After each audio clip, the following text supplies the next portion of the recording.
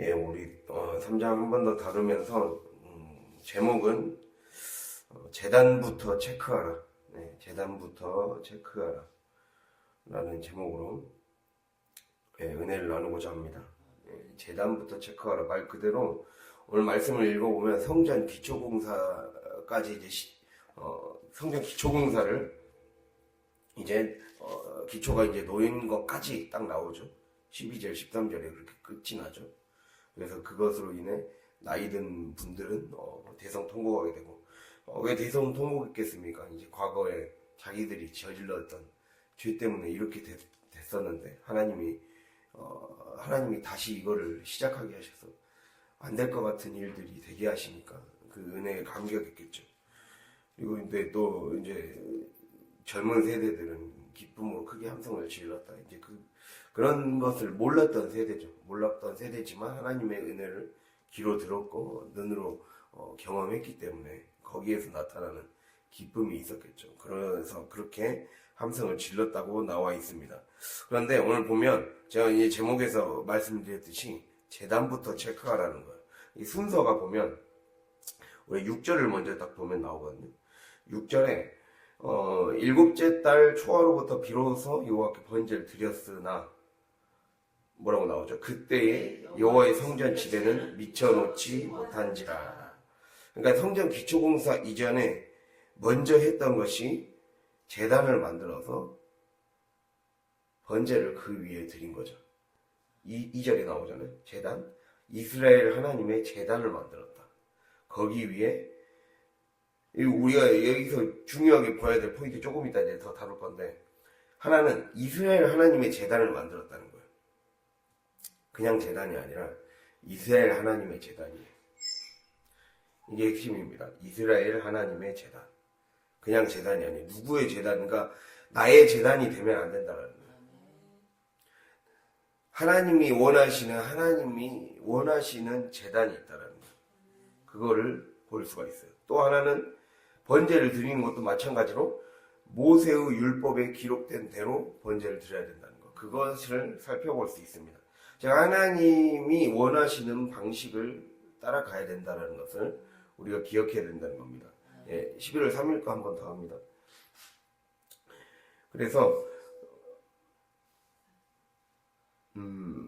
오늘 먼저 보면 성전 기초공사를 하기 전에 제단 만드는 것이 우선순위다. 이게 첫 번째 주제입니다.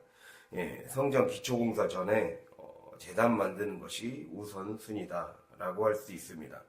그래서 성전 기초공사를 진행하기 전에 제단을 만들었고, 그 제단에서 매일 아침 저녁으로 그리고 절기에 따른 규례를 바탕으로 번제를 드렸다는 겁니다. 오늘 그게 말씀의 핵심이죠. 그게 1절에서 6절까지가 그 말씀을 하고 있어요. 성전 기초공사가 진행되기 전에 제단을 만들었고, 거기에 매일 아침 번제를 드렸고, 아침 저녁으로 번제를 드렸고, 또 특별히 이 초막절을 지키고 초하루를 지키고 그리고 각종 절기에 번제를 드렸다는 거예요. 그래서 그렇게 하고 나서, 근데 우리가 살펴봐야 될 게, 처음에 1절에 보면 일곱째 달에 이르러 모여서 이제 그 일을 시작했다는 거예요. 제단을 짓고 시작됐던 날이 와서 일곱째 달. 돌아와서 일곱째 달이에요. 그리고 나서 한번 봐봐요. 8절 보면 예루살렘에 있는 하나님의 성전에 이른 지 2년 둘째 달. 자, 7, 8, 9, 10, 11, 12, 1, 2. 여덟째 달이죠. 여덟째 달에 성전 기초공사가 시작돼요. 자, 일곱 달 동안 제단을 쌓고 나서 번제를 7달 동안 드렸다는 거예요. 그 다음에 여덟째 달에 성전 기초공사를 시작했죠. 자, 성경에서 7하고 8은 굉장히 중요한 영적인 상징을 갖는 숫자입니다. 7은 여러분께서 알다시피 완전수이고, 또 하나는 하나님께서 천지 창조를 다 마치신 후 마지막 날에 안식하신 날짜이죠. 그게 안식일의 근거가 되는 그 안식의 의미를 갖는, 완전수와 안식의 의미를 갖는 수라고 할 수가 있습니다. 그리고 여덟은 뭐냐? 여덟은 뭡니까? 여덟을 혹시 압니까? 팔의 의미? 정작 우리가 기독교를 믿으면서 팔의 의미를 모르면 안 됩니다. 예, 예수님이 안식 후 첫날에 부활했어요. 즉, 팔은 완성을 뜻해요, 완성. 부활, 완성. 그걸 뜻합니다. 그리고 이 이스라엘 남자들은 난지 8일 만에 할례를 받았어요. 예, 그러한 뜻을 갖습니다. 재생, 부활, 거듭남, 이런 뜻을 갖고 있어요. 그래서, 결국 무엇을 의미하느냐? 그러니까 지금, 우리가 성전 기초공사라는 거는 기초공사를 하려면, 기초공사에 필요한 재료나 이런 것들이 필요하겠죠. 그 재료를 모으는 기간이라고 생각을 한번 해보세요. 그들이 완전히 맨 땅에서 시작을 했기 때문에 재료를 모으는 시간이에요. 즉, 우리가 생각해 볼 때 우리의 삶에 어떤 하나님의 일들이 이루어지기 위해서, 영적인 성전이 지어지기 위해서 우리가 반드시 그 토대가 닦여져야 된단 말이에요. 그 토대가 완전히 차기까지. 즉, 나를 제단 위에 나를 완전히 번제로 드리는 완전한 시간이 찼을 때 반석 되시는 그리스도의 기초, 토대 위에 성전이 지어지기 시작한다라는 것. 그러한 뜻을 갖고 있습니다. 7. 그 완전한 시간이 찼을 때, 하나님의 시간이 찼을 때, 그때부터 비로소 하는데, 그 8, 즉 예수 그리스도, 내 안에 예수 그리스도가 완전히, 그리스도가 잉태할 때, 그리스도가 내 안에서, 그리스도의 영이 내 안에서 온전히 성령의 열매를 낳기 시작하는 그 잉태의 때에 비로소 하나님의 성전이 제대로 지어지기 시작한다 라는 것을 담고 있다라는 겁니다. 우리가 이거를 기억해야 됩니다. 그래서 기초공사가 뭡니까? 기초공사라는 게 건물이나 어떤 구조물을 세울 때 집안을 탄탄하게 만드는 공사이죠. 그걸로 인해 건물이 안전하게 지어질 수 있고, 지진에도 취약하지 않게 만들고, 여러 가지 어떤 비나 홍수 같은 것이 생길 우려가 생겼을 때, 그게 기초공사가 제대로 돼 있지 않으면 집이 무너지죠. 예. 창수가 나고 바람이 불면 모래 위에 쌓은 집은 무너지듯이, 그래서 반석 위에 집을 지어야 무너지지 않듯이 우리도 예수 그리스도라는 토대 위에, 말씀이라는 토대 위에 세워져야, 즉 내가 내 안에 말씀으로 가득 채워질 때까지, 말씀으로 가득 채워진다는 것은 다른 말로 나의 옛사람은 다 씻겨 내려져 가야 된다는 거예요. 그것을 말씀하고 있습니다. 그것이 기초가 딱 다져질 때까지 하나님은 그 완전한 시간이 찰 때까지 바로 짓지 않고 이 시간을 갖게 하셨다는 거예요. 보통 세상 사람들은 그냥 바로 기초공사부터 하지만 이스라엘 백성들을 보면 7개월 동안 제단 먼저 쌓고 제단 먼저 만들고 거기에 번제를 드렸다는 것. 이것에 의미가 있다는 것을 꼭 기억할 수 있기를 바랍니다. 그래서 창조, 안식, 8. 예수님의 죽음 후 부활이라는 거예요. 그것을 우리가 생각해 보면서, 두 번째로, 그러기 위해서 제단 위에 나를 번제로 드리는 삶이 얼마나 중요한가, 이거를 한번 살펴봐야 된다는 거예요. 즉, 제단을 다시 만드는 것이 이들에게는 중요했습니다. 무너졌었기 때문에. 그들이 아까 제가 말씀드렸죠. 이스라엘 하나님의 제단을 만들었다고. 즉, 그들이 말로는 하나님 믿는다고 하지만 자기의 생각을 섞었고 우상을 혼합해서 섬겼어요. 혼합주의 우상을 섬겼어요. 자기 방식대로 하나님을 섬겼다는 거죠. 그래서 그거는 제대로 된 제단이라고 할 수가 없었다라는 것을 우리가 알 수 있죠. 그래서 그 제단, 그래서 가장 먼저 성전의 기초공사전에 제단을 만들면서 이 성경에서 분명히 명시해주고 있는 게 바로 이스라엘 하나님의 제단이다라는 거예요. 자, 우리가 여기서 볼 수 있는 거는 제사를 지내기 위해, 제물을 바치기 위해 올려놓는 단위 제단이잖아요. 누구에게 드리는 제사인가가 명확해야 된다는 거예요. 그것은 바로 이스라엘 하나님, 즉 여기서 이스라엘의 하나님이라는 것은 나의 하나님, 하나님이 나에게 만나주시고 나에게 말씀을 해주시고 그 말씀해 주신 대로 더 나아가서 이스라엘의 하나님이라는 것은 공동체의 하나님이에요. 하나님이 교회를 통해서 나에게 하시는 말씀대로 그대로 순종하고 있는가. 그것이죠. 어제 그 목사님 새벽도 말씀 때도 지시하신 그대로 어떤 이유나 조건이나 어떤 그런 것에 토를 달지 않고 우리의 삶에 하나님이 어떤 말씀을 하셨을 때 그것에 내 형편 따라 하지 않는 것. 그래서 오늘 말씀 이 전체 딱 세 구절을 유의 깊게 봐야 돼요. 2절에 모세의 율법에 기록된 대로 했다. 또 4절에 기록된 규례대로 초막절을 지키면서 번제를 드렸다. 그리고 10절에 보면 다윗의 규례대로 이스라엘 왕 다윗의 규례대로 여호와를 찬송했다. 지금 여기서 이제 이스라엘 왕 다윗, 특히 이제 우리가 모세의 율법 말씀대로 지켰구나라는 말인데 이 10절이 좀 생소하죠.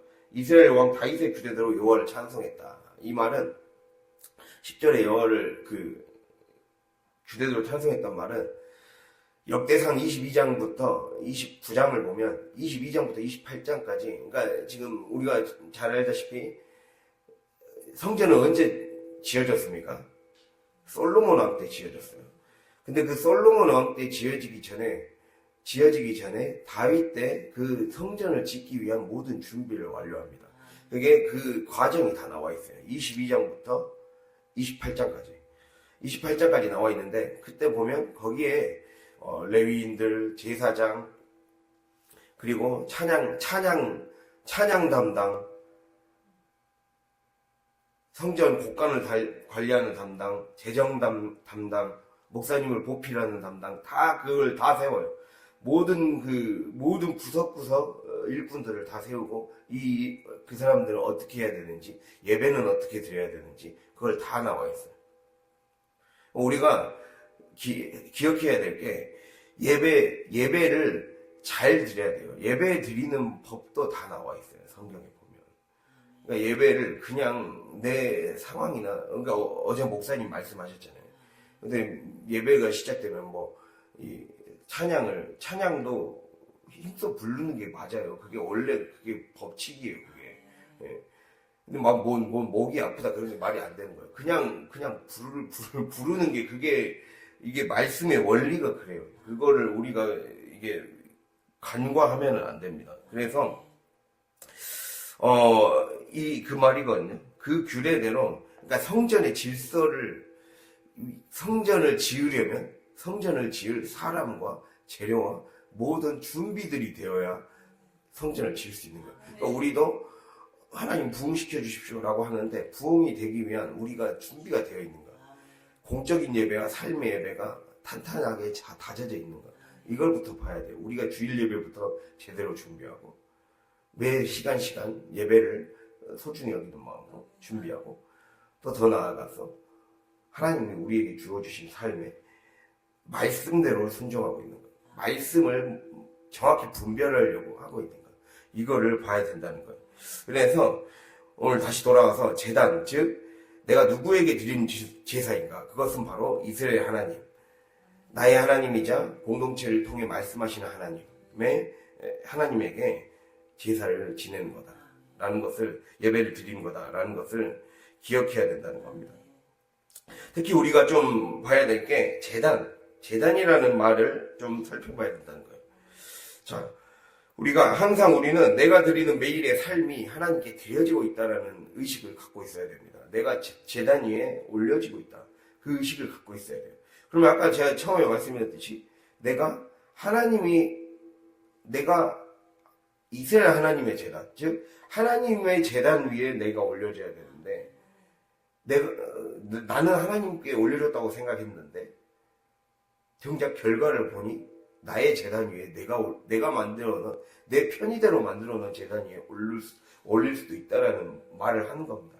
그거를 명확히 분별해야 된다는 거예요. 내가 진짜 하나님의 재단 위에 올라와 있는가 아니면 다른 재단 위에 올라 있는가, 그거를 제대로 분별해야 된다는 거예요. 원래 재단이라는 말이 제가 이제 찾아보면서 성경 히브리어 사전에 성경학자가 이렇게 정의 내리고 있어요. 하나님과 인간이 몸으로 만나는 장소, 또는 몸으로 만나는 지점, 위치, 그거를 이 재단이라고 한다. 여기서 만나는 지점, 만나는 장소, 이거를 영어로 미팅 플레이스라고 그래요. 아니 미팅 포인트라고 해요. 미팅 포인트, 플레이스가 아니라. 이게 중요하거든요. 먼저 미팅은 이제 만남이라는 뜻도 있지만, 원래 이제 영어의 미트는 만남이라는 뜻도 있지만 만족시키다라는 뜻도 있어요. 만나다라는 뜻도 있지만 만족시키다, 충족시키다. 그러니까 하나님을 만족시키는 어떤 포인트라는 거는, 포인트는 이거예요. 그러니까 그 플레이스로 쓰지 않았고 포인트로 썼거든요. 플레이스는 그냥 뭉뚱그려서 어떤 장소를 말하는 거예요. 근데 포인트는 어떤 한 지점이에요. 딱 정확한 지점이에요. 정확한 좌표에 따른 지점이에요. 그걸 말하거든요. 즉 하나님이, 그래서 포인트란 말은 명사, 동사로 쓰일 때는 가리키다, 지시하다, 알려주다 이런 뜻이 있어요. 근데 명사로 쓰이면 이 침의 뾰족한 끝, 이거 있잖아요. 침이나 칼의 뾰족한 끝을 가리켜요. 그리고 그래서 그 뜻에서 나와서 그걸 딱 집어줄 때 거기가 바로 하나님이 원하시는 곳이라는 뜻이에요. 정확한 하나님이 원하시는 지점이 있다는 거예요. 그러면 그 지점을 정확히 알기 위해 우리가 굉장히 영적으로 깨어 있어야 되겠구나. 그것을 암시해 주는 거죠. 그래서 우리가 이 창세기 12장 1절 보면 이 아브라함이 본토 친척 아버지의 집을 떠나라고 하나님이 말씀하시면서 내가 너에게 보여줄 땅으로 가라. 이제 옛날 성경은 내가 너에게 지시할 땅으로 가라 라고 나와 있어요. 근데 보여줬던 땅이 아니라 보여줄 땅이거든요. 즉 그 말은 너가 분별하고 식별해 가면서, 너가 영적인 분별을 해 나가면서 가야 될 땅이다라는 거예요. 그러니까 모든 거를 다 보여주는 게 아니라, 말씀은 우리의 삶에, 말씀은 이거예요. 말씀은 내 삶을 삶을 다르게 해석하며 살아가야 되구나. 우리가 말씀을 읽고 또 말씀이 뿌려진 우리의 삶 환경을 읽어내야 된단 말이에요. 읽어낸다는 거는 분별해낼 수 있다. 분별해내야 된단 말이에요. 해석해내고 분별해야 된단 말이에요. 근데 그것이 우리의 삶에 내가 너에게 보여줄 땅으로 가라라는 의미거든요. 즉 분별하고 식별해 가면서 가야 되는 땅이라는 거예요. 분별하고 식별해 가면서. 그래서 아까 말씀드렸듯이 마치 칼 끝에 서서 정신을 똑바로 차리고, 우리 그걸 생각해 볼 수 있어요. 예를 들자면 무당이 작두를 타잖아요. 작두를 탈 때 그 작두를 타는 무당을 예로 들어볼 수가 있습니다. 작두 타는 원리가 있거든요. 균형 감각, 압력 분산, 심리적 집중. 이게 세 가지로 핵심으로 볼 수가 있어요. 이게 반복 훈련이 되는 거거든요. 균형 감각의 훈련, 압력을 분산하는 훈련, 심리적인 집중을 하는 훈련. 이게 반복 훈련이 돼야 돼요. 그래야 칼에 베이지 않죠. 작두에 베이지가 않습니다. 우리가 생각해 보면 압력의 분산이 필요해요. 즉 발에 압력이 가해질 거 아니에요. 그 뾰족한 칼에 잘못하면 베어버리면 큰일 나니까. 그래서 압력을 날카로운 칼날 전체에 고르게 분산시켜야 돼요. 제 말 잘 듣기 바랍니다. 압력을 분산시켜야 된다. 압력을 날카로운 칼날 전체에 고르게 분산시켜야 된다. 그러면서 이를 위해서 무당들은 오랜 훈련을 통해 특별한 자세와 움직임, 심리적인 집중을 했다라는 거예요. 그럼 우리가 이걸 정해 볼 수 있어요?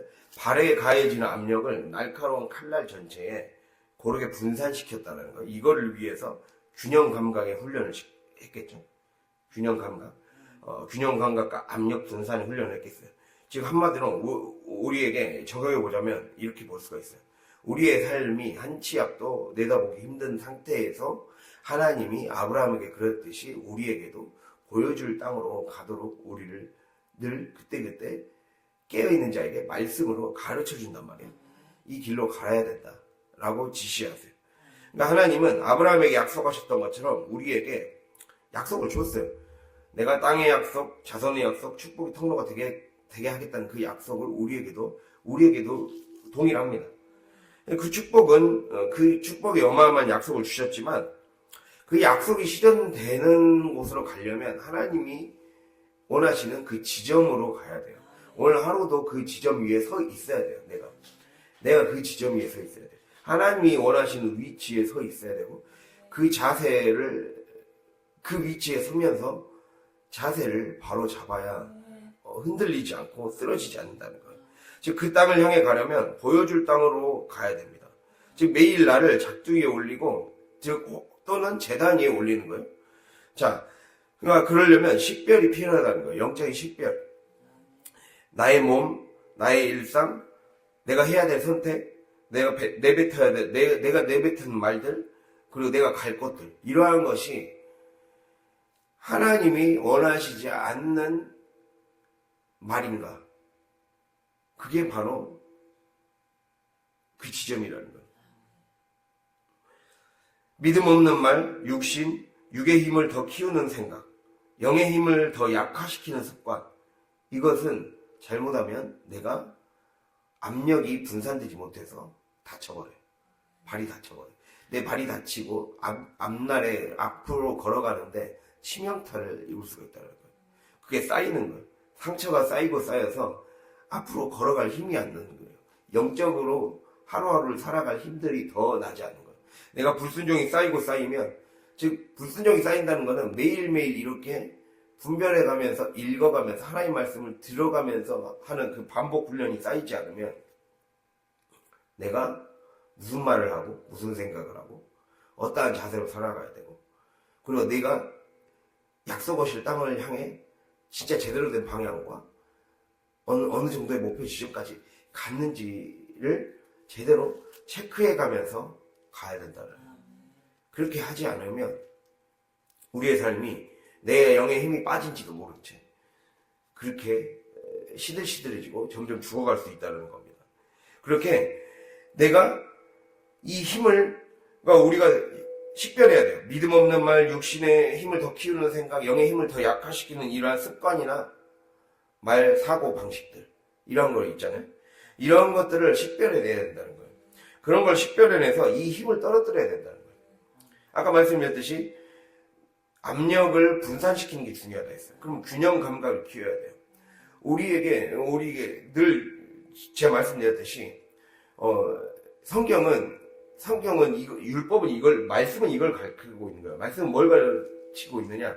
우리에게 균형 감각을 키우는 방법을 알려주는 거예요. 삶은 모든 사람들은 다 마치 무당이 작두기에 서 있는 것 같은 그러한 삶을 살아간다는 거예요. 늘 낭떠러지에 서 있는 것 같고, 늘 작두기에 타 있는 것 같고, 늘 뭔가 망망대해에 하루하루를 항해하는 기관사, 항해사처럼 살아간다는 거예요. 그러니까 앞날을 모르는 상태에서 내가 거기에서 승리할 수 있는 비결, 그것은 바로 먼저는 내 안에 영의 힘이 더 강해지도록, 영의 힘이 더 강해지려면 영의 힘이 더 강해지는 방법은 뭐겠습니까? 하나님이 거룩한 성령을 부어주시는 수밖에 없거든요. 근데 하나님 성령 부어주세요 한다고 부어지는 게 아니에요. 성경은 이걸 말하는 거예요. 율법은, 말씀은 우리에게 균형 감각 떨어뜨리는 법을 알려주는 거예요. 균형 감각을, 육으로 힘이 기울어졌던 거를 영에 가까워지도록 하는 그 방법을 알려주는 게 성경이에요. 그게 준비가 된 자에게 더 많이 부어줄 수 있다는 거예요. 그러니까 성령은 계속해서 우리 안에 계시고 계속해서 부어주고 계세요. 악망하는 자, 악모하는 자, 갈급한 자에게, 그 자에게 찾아가셔서 여시고 부어주신단 말이에요. 근데 내가 육에 너무 많이 끼우러져 있으면 백날 살아봤자 그게 느껴지지 않는 거예요. 그래서 그걸 떨어뜨려야 돼요. 육의 힘을 자꾸 떨어뜨려야 돼요. 떨어뜨려서 점점 성령이 식별되고 보여지고 느껴지고 깨달아지는 것이 너무나 특별한 날의 이벤트가 아니라 매일의 일상이 되도록 만들어야 돼요. 그래서 그게 그냥 매일 그 듣는 말씀이 나에게 진짜 꿀송이처럼 나를 살리는 한 끼의 식사구나. 매일의 식사구나. 나의 모닝커피 없이는 살 수 없듯이, 저 같은 경우 모닝커피 없이는 살 수 없듯이 나의 삶을 다시 딱 커피를 마시고 나면 하루를 살 힘이 생기거든요. 그런 것처럼 나에게 하루를 살 힘을 살게 만드는, 그래서 다시 뭔가를 시작하게 만드는 그 힘이, 결국에는 내가 육의 힘을 떨어뜨려야 돼요. 내가 육의 힘을 떨어뜨릴 수 있는 방법을 알려주는 게 성경이에요. 그래서 육의 힘가 딱 거기까지예요. 성경은 내가 성령 없는 성경 읽기는 그렇게 되는 거예요. 우리 잘 생각을 해보세요. 예수님이 유대인들에게, 그 유대 지도자들에게 했던 말이, 너희는 너희의 상을 이미 받았느니라 이랬어요. 너희들이 열심히 율법을 지키고 뭔가 막 이것 지키고 저것 지키고 해도 정작 너희 안에 하나님이 없습니다. 정작 너희 안에 하나님을 섬김이 없고 하나님의 영이 없으면 결국에는 하나님이 왜 이 말씀을 주셨고 이 말씀을 통해 궁극적으로 어디 방향으로, 그러니까 어느 방향으로 가서 내가 최종 목적지는 하나님을 만나는 거거든요. 우리 말씀을 배우는 이유, 말씀을 읽고 말씀을 자꾸 들으려고 하는 이유는 하나님 만나려고 하기 위함이에요. 하나님을 만나야 그 만나는 그 목적지, 하나님을 만나는 그 목적지까지 가야, 제가 하나님 사랑이 내 안에 들어오는 그 목적지까지 가야 약속도 받을 수가 있는 거예요. 근데 그런 것이 돼야 되는데 그걸 만나지 못하니까 결국에는 너희는 너희의 상을 이미 받았다라는 거예요. 너희는 너희 이미 상을 받았다는 말은 말씀을 기계적으로 순종하면 그 기계적으로 순종하는 거에 따른 복은 주겠다고 얘기하고 있어요. 그게 딱 구약을 말하는 거예요. 구약에서 이제 신명기에서 그 얘기를 하거든요. 말씀을 지키면 내가 복 주겠다. 여러분 잘 생각해 보세요. 유대인들이 왜 이 세상을 지배하는 정치를 쥐락펴락하는 그 주인들이 되었을까요? 말씀대로 살았기 때문이에요. 근데 거기까지, 하나님을 만나지 않아서 의미가 없는 거예요. 그 말씀 지키면 뭐예요? 그걸 통해서 그 다음 단계로 가야 돼요. 종교에서 끝났다는 거예요. 종교에서 끝났다는 게 뭐가 아멘입니까? 종교에서 끝나는 게 중요한 게 아니라 영성으로 가야 된다는 거예요. 그건 아멘이 아니죠. 아멘의 타이밍이 아니라 노멘이죠, 노멘. 그러면 안 된다는 거예요. 그 이상을 가야 된다는 거예요. 그것을 우리에게 말씀하고 있습니다. 그래서 이렇게 내 힘을 빼야 돼요.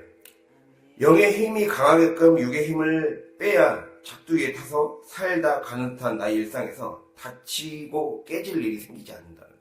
내가 다치고 깨질 일을 겪지 않으려면 내 안에 지금 당장 내 안에 믿음 없는 말부터 끊어내야 됩니다. 그리고 육신의 힘을 더 키우는 생각과 습관이 내 안에서 그냥 방치시키지 말아야 됩니다. 분명히 내 안에 명확히 보이는 게 있다면 그 명확히 보이는 습관을 어떻게 바꿀 것인가에 우리의 초점이 집중돼야 돼요. 그래야 내 영이 더 활성화될 수가 있다는 겁니다. 그리고 내가 나의 몸, 나의 일상, 해야 될 선택, 내뱉어야 될 말, 갈 곳, 이러한 것을 그렇게 매일매일, 그래서 그렇게 해야 승리할 수 있다는 거예요. 그래서 그리고 또 우리에게 오랜 훈련을 통해 특별한 자세와 집중이 유지되어야 작두를 잘 살 수 있어요. 반복 훈련으로 순종의 감각이 몸에 익혀져야 돼요. 우리가 이걸 이제 적용해 보자면, 작두 날에요. 발을 수직으로 세우면 압력이 한 점으로 너무 집중돼 버려서 잘못하면 큰일 날 수가 있습니다. 그래서 나를 수직으로 발을 세우는 것이 아니라 수평으로 해야 돼요. 평행을 이루어야 된다는 거예요. 수직이 아닌 수평, 평행을 이루어야 된다는 거예요. 자, 우리는 하나님과 평행을 이루는 자가 아니라 세상과 평행을 이루는 자가 돼야 돼요. 그러잖아요. 뭘 압니까? 세상과는 평행을 이루어야죠. 세상과 평행선을 달려야지 하나님과 평행선을 달리면 안 되죠. 그 말입니다. 그러니까 한마디로 하나님이 우리가 그것입니다. 감정과 기분으로 내 나를 세우려고 하지 말라는 거예요. 그러면 영이 상처를 입고 깨진다는 거예요. 영은 유리처럼 투명하고 또 유리가 잘 깨질 수가 있어요. 이거를 계속해서 평행을 이루면서 하나님이 내 안에 아까 말씀드렸듯이 결국 앞에 것과 똑같은 거예요. 균형 감각을 이루면서 결국에는 이 세상이 내게 세상적인 영향력이 내 안에 쉽게 들어오지 못하도록 늘 딱 깨어서 균형을 유지해야 된다는 거예요. 균형을 유지하면서 평행을 유지하면서 평정심이 찾아오게 만들어야 돼요. 이 영성훈련에서 신앙훈련에서 가장 중요한 게 평정심이에요. 평정심. 우리 안에 악습이 있잖아요. 내 안에 이 신앙생활할 때 내가 성령 충만해지려면 이 성령 충만은 감정 충만이 아니에요. 감정 충만이 아니라 하나님의 뜻을 분별할 수 있는 마음 상태가 되는 거예요. 그게 성령 충만한 상태예요. 제가 지난주 설교 때 얘기 드렸잖아요. 기분이 아니라 뭡니까? 기도로. 그리고 감정이 아닌 말씀이라 했잖아요. 즉 마귀의 영은, 악한 영은 우리의 감정을 먼저 감정은 감각과 연결되어 있는 거예요. 외부 감각을 통해 감정을 건드는 거예요. 외부적인 환경, 나의 어떤 딱 자연스럽게 내 삶에 오는 환경적으로 오는 환경이 내 감각을 건드려서 그걸 본능적인 어떤 감정을 느끼게 만들거든요. 그걸 먼저 건든다는 거예요. 마귀는 먼저 그걸 건든다는 거예요. 항상 먼저 그걸 건드려서 우리가 그걸 생각해야 돼요. 기도할 때도 그런 일들이 일어날 수 있습니다. 기도할 때 우리가 이게 하나님의 뜻인가 뭔 뜻인가 막 물을 때 내 안에 어떤 당연히 생각할 수 있는 인간적인 감정이 먼저 찾아올 때가 있어요. 근데 그것을 걷어내고 그 다음에 찾아오는 걸 찾아야 돼요. 그 다음에 찾아오는 것, 즉 하나님의 생각을 찾아야 돼요. 그러니까 우리가 그거예요. 내가 왜 이런 감정을 느끼지가 중요한 거예요. 내가 왜 이 감정을 느끼지? 그것을 걷어내고 그 다음에 하나님이 찾아오는 생각의 본질을 찾아가야 돼요. 그래야 성령의 생각이 느껴질 수가 있어요. 성령의 생각을 느낄 수 있고 하나님의 음성을 들을 수가 있다는 거예요. 우리가 그거를 기억해야 됩니다. 그렇게 이걸 훈련을 계속해야 돼요. 하나님 말씀을 듣는 훈련을 해야 돼요. 그래서 내 생각이 늘 내가 어떤 삶을 살아갈 때 내 감정대로 어떤 외부에서 느껴지는 환경에 주어지는 감각대로만 살아가는 훈련이 아니라 그것이 주어졌을 때 내가 왜 이것에 욱 하고 반응할까? 내가 왜 이것에 이렇게 반응할까? 이거를 끊어내서 그 고리를 끊어내는 그 영적인 훈련을 해야 돼요. 그것이 우리 안에 기도로 그거를 파쇄시켜야 된다는 거예요. 그 말씀을 드리는 겁니다. 그래서 이렇게 영은 미세하게 다뤄서 이 세상적인 방법, 육적인 방법과 평행을 이루도록 해야 된다는 거예요. 그래서 또 우리가 기억해야 될 게, 그래서 우리는 늘 원칙을 기록된 대로 지켜야 된다는 거예요. 기록된 대로. 오늘 말씀 나와있죠? 모세의 율법에 기록된 대로 말씀을 지켰다. 즉 말씀 순종의 훈련과 예배의 훈련이 우리의 삶이 돼야 되는데 내 느낌대로가 아니라 기록된 대로 하는 거예요. 결국에는 하나님이 받으시는 흠없는 제물만이 불에 온전히 태워져서 그게 하나님이 받으실 흠없는 제물이 되거든요. 지금 내가 성령에 불받는 조건은 내 감정이 어떤 고조가 되고 어떤 내 마음이 막 내가 이 감정적으로 기쁜 그거의 차원이 아니에요.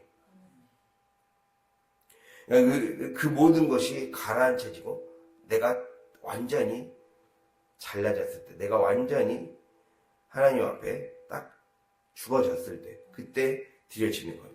그래서 우리가 기록된 대로, 선포된 대로, 즉 순종의 기본 원칙은 기록된 대로 순종하는 거예요.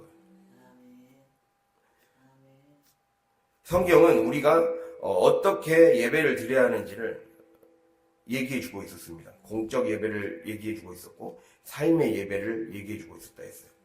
삶의 예배의 법칙과 영적 원리 모두를 기록해 놓고 있다는 거예요. 그러면서 하나님 우리에게 말씀하시는 것은 감정이 아닌 말씀에 나를 온전히 맞춰야 된다는 거예요. 이 말은 불순종할 구실과 이유를 만들어낼 생각 자체를 하지 말아야 된다. 불순종할 이유와 구실 자체를 생각하지 말라는 거예요. 온전한 순종의 기본은 그래서 성경을 부지런히 묵상하는 거예요. 묵상해서 그것이 의식 깊은 곳까지 스며들게 해야 된다는 거예요. 그 말 많이 하잖아요. 영의 세계는 말의 세계인 겁니다. 말의 세계. 이런 막 선포해야 된다고 하잖아요. 이게 그냥 선포하면 기분이 좋아지기 때문에 선포하는 게 아니에요. 뭘 것 같습니까?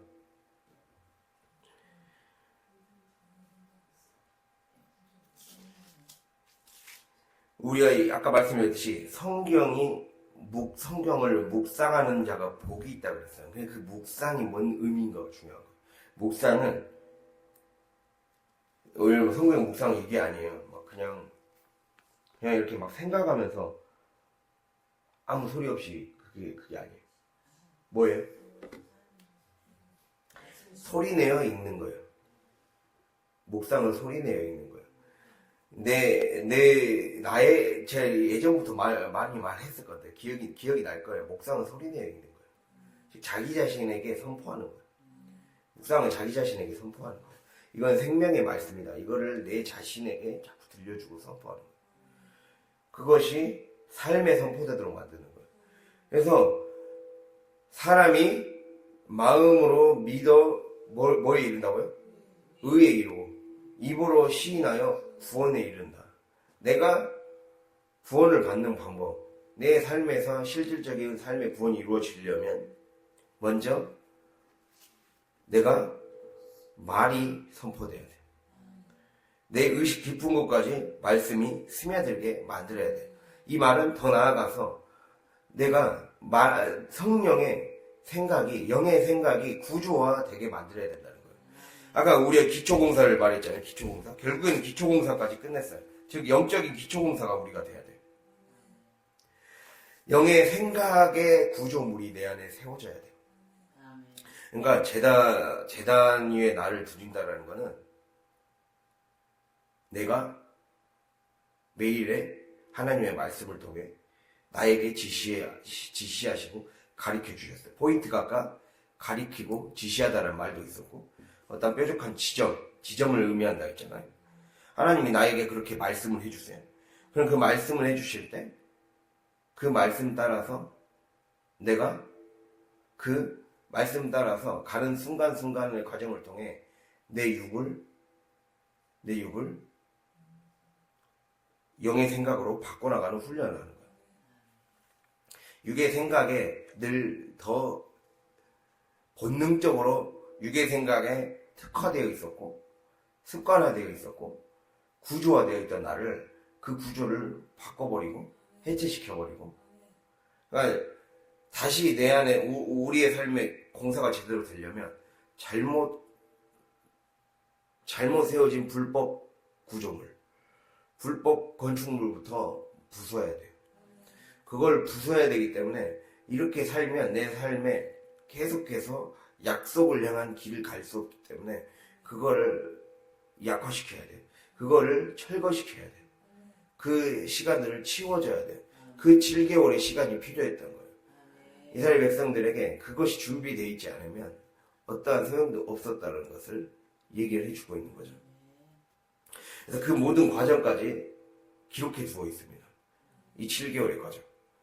그것을 우리에게 지금 말씀하면서 내가 그렇게 내 안에 내 감정을 중심으로 그리고 그냥 들쑥날쑥했던 신앙생활을 변화시키고 내가 이제 말씀 중심으로 사는 삶, 감정 중심이 아닌 말씀 중심으로 사는 삶을 훈련하는 거예요. 그래서 이것을 매일 아침 저녁으로 번제를 드렸다고 했고 그리고 매 순간순간 절기, 안식일, 초하루를 지켰다고 했고 그래서 항상 내 시간과 공간과 그리고 날짜 특정한 절기, 안식일, 우리로 따지면 주일 그리고 어떤 추수감사절 이러한 것들을 통해 우리 안에 하나님의 리듬을 만들어가는 거예요. 영적인 리듬이 내 안에 만들어지고 그러니까 영적인 생각과 영적인 리듬이 내 안에서 자연스러운 삶의 기초 구조물로 자리 잡을 때까지 기초 그것이 내 삶의 기초적인 그 토대가 될 때까지 기초적인 반석이라는 그 토대가 될 때까지 하나님이 나를 훈련시키고 있는 거예요. 하나님이 우리를 훈련시키고 있는 거예요. 그거를 기억해야 됩니다. 그래서 결국에는 이 불순종할 말들을 없애는 거예요. 아까 말씀드렸듯이 결국에는 내가 승리하는 방법은 말을 바꾸는 거에서부터 시작해요. 말을 바꾼다는 건 굉장히 중요한 겁니다. 내 삶의 생각의 구조를 바꾸는 거예요. 여러분, 그 한국어를 많이 쓰는 사람이 이제 아무리 한국에서 태어나고 그 사람이 한국에서 어느 정도 자라났다가 다시 이제 미국으로 갔다고 해봐요. 예를 들면 윤정호 안수집사님처럼 어렸을 때는 한국에서 살다가 중학교 돼서 초등학교 후에 고학년 때 미국으로 갔다고 했잖아요. 미국으로 가다 보니까 미국식 사고방식 익숙해져 버렸어요. 미국식 사고방식과 그 언어가 익숙해졌어요. 그러니까 우리의 삶에 이 언어를 익숙하게 만들어야 된다는 거예요. 그러니까 진짜 영어나 어떤 다른 외국어를 유창하게 하는 사람에게 딱 하는 말이 영어를 많이 하다 보니까 이 서양은 논리적인 사고가 발달했거든요. 근데 그게 왜 그러냐면 언어가 그래서 그래요. 언어가 딱 정확하게 주어, 목적어, 서술을 정확하게 써주는 문화예요. 우리나라는 그냥 생략하고 막 말을 하는 그게 너무 강하게 되어 있고 어순 그렇게 신경 쓰지 않거든요. 근데 딱 정확하게 영어는 그거를 해요. 일상생활에서도 그게 습관이 돼 있어요. 그래서 이 논리적인 사고나 구조나 이런 것들이 막 습관이 돼 있거든요.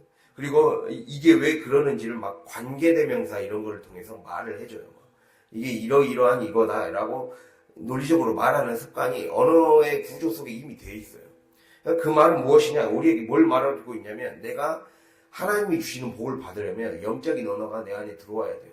영적인 언어가 내 안에 들어와야 하나님의 말씀이 지어질 수 있는 기초 구조물이 지어지기 때문에 그 구조 안에 건축물이 지어져야 하나님이 받으시는 생각이 될 수 있고 하나님이 받으시는 내 어떤 구조물이 되어야 그 구조물 안에 복을 집어넣을 수가 있기 때문에 그래요. 그래서 영의 말을 해야 된다는 거예요. 영의 말을 하고 영의 생각을 해야 된다는 거예요. 내가 그 구조물이 되어 있지 않으면 자꾸만 삐걱거리게 되는 거예요. 왜 나는 안 되지? 그렇게 되는 거예요. 그 사람은 종교 생활을 한 거예요. 그거를 바꿔야 된다는 걸 얘기를 하고 있는 겁니다. 그래서 우리에게 가장 쉽게 바꿔야 되는 거는 불순종할 이유와 조건을 만들지 말라는 거예요. 불순종할 이유와 조건과 말을 만들어내지 말라는 거예요. 상황을 뭔가 불순종할 필요 충분 조건을 내 안에서 만들지 말라는 거예요. 그거를 하나님이 우리에게 지금 말씀해 주고 있어요. 그 말부터 불순종의 말과 그 말의 구조부터 끊어내라. 내가 그 말을 하나님이 그렇게 불순종의 말을 하지 말라고 하고 그 생각을 하지 말라고 하고 그 이유와 변명과 합리화를 끊어내라고 하는 소리가 그 언어의 구조를 무너뜨리라는 소리예요. 이제 너의 모국어는 그 육의 언어가 아니다. 너의 모국어는 한국어가 아니라 영어로 미국에서 이미 이민해서 건너가 버린 사람은 모국어를 이제 영어로 삼고 살아야 돼요. 그래야 그 지역에서 살아남을 수 있고 거기서 성공할 수가 있어요. 그런 것처럼 우리의 삶에 내가 이미 하나님 나라에 들어왔다면 영의 언어를 내 모국어로 삼고 살아야 돼요. 내 육의 언어는 그냥 낯선 이방인의 언어로 생각하고 살라는 거예요. 그게 당연시 돼야 돼요. 그래야 기초 구조물이 지어집니다. 그게 완전히 차게 되면 그때부터 제대로 된 공사가 이루어진다라는 거예요. 그 때를 뺀 거잖아요. 바벨론의 언어의 때를 뺐잖아요. 그 때를 빼야 되는 시간이 필요했기 때문에 그렇다는 겁니다. 그래서 오늘 말씀, 재단부터 체크하라는 거예요. 내 재단부터 체크해서 내가 바뀔 수 있기를 바랍니다. 우리가 그러한 삶을 살아가기를 하나님이 원하시고 있습니다. 오늘 말씀을 잘 새기시고 이제 내일 또 사장으로 나갈 텐데 오늘 말씀 듣고 잘 적용해서 삶에서 승리하고 그걸 바꾸기 위해 내 기초적인 잘못된 육의 구조물들 철거시키고 영의 구조물들을 세워나가는 저와 여러분이 될 수 있기를 간절히 바랍니다. 기도하겠습니다.